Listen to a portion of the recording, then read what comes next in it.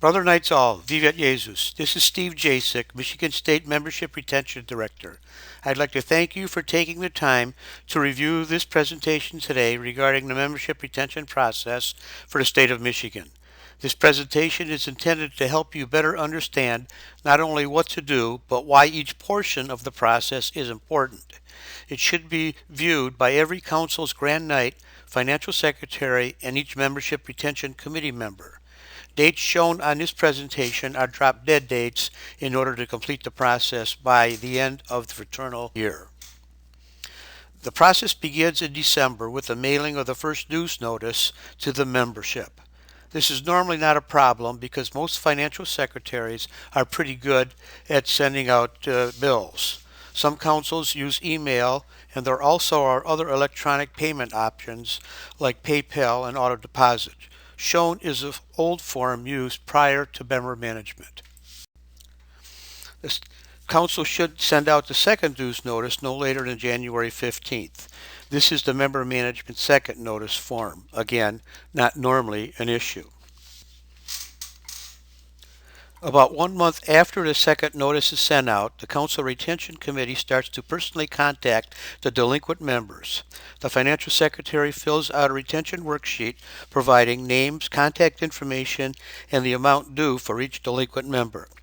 Retention Worksheet Form number MI12 is available on the Michigan State website, or if preferred, an Excel spreadsheet can be used as the retention worksheet.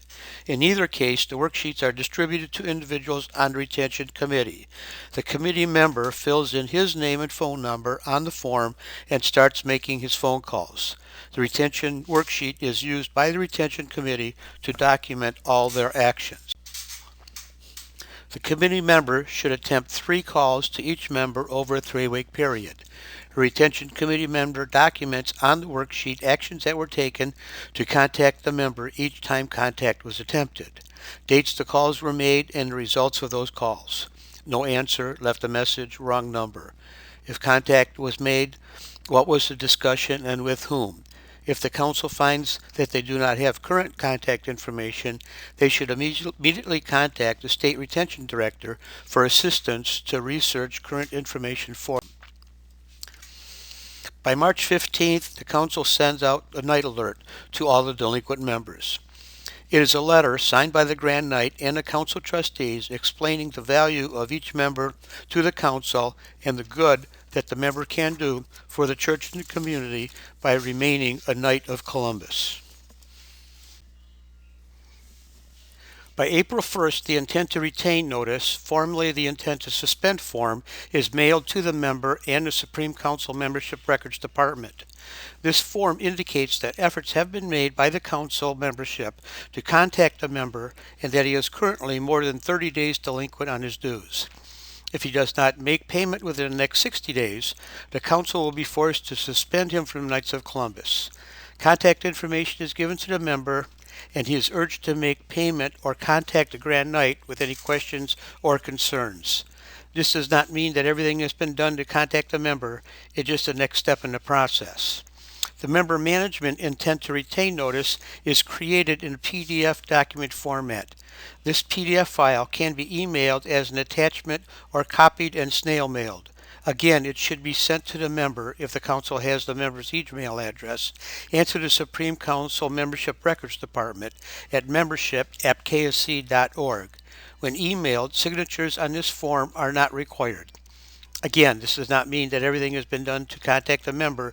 It's just the next step in the process. Retention, the act of keeping someone. All too often, we get so caught up in retaining the member and trying to get him to pay his dues that we don't take the time to find out what can be done to get him more active in the council. There are several types of members in a council. A majority of the members are good Catholics who are good fathers and husbands. They don't necessarily get active in the council, but they believe in the Knights of Columbus and what we do and are willing to pay their dues to support our causes. Then there are the active members. They are the officers and event chairmen. They always seem to be available to help out with varying programs and activities. The last group is the what I like to call the lost sheep. They are the ones who are on a retention list every year. We call them and they say the check is in the mail, but several weeks later we need to call them again. They are usually reluctant to pay their dues, have several excuses, and will probably be on the retention list next year too. Many councils consider these members to be a lost cause and eventually are suspended because they are just dead weight. Wouldn't it be nice if we could get these members out of the lost sheep category and into one of the other categories? How can we activate our lost sheep? Councils feel that if they put on programs, have a newsletter, use emails and Facebook, and the member does not get involved, it's the member's fault. That is totally false. We need the members more than they need us.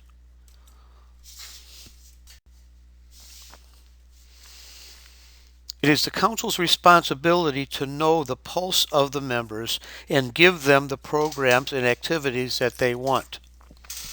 Giving them what they want to do, and they will not only get active, but they will bring in friends and relatives into the council, and the council will thrive and grow. It all starts with the right caller attitude. The caller needs to start by asking himself, why did I originally join the Knights? What do I personally get out of being a Knight? And what have I been able to give as a Knight?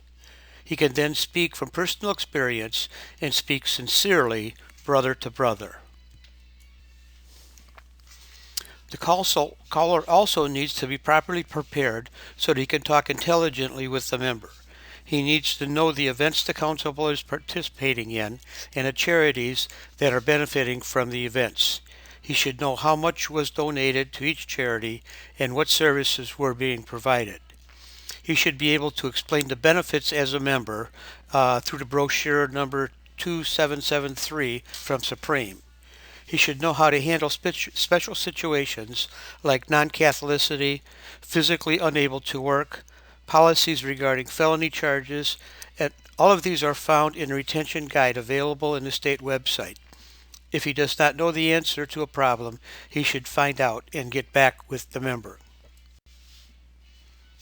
As the conversation continues, excuses will arise and the caller will need to answer to those excuses.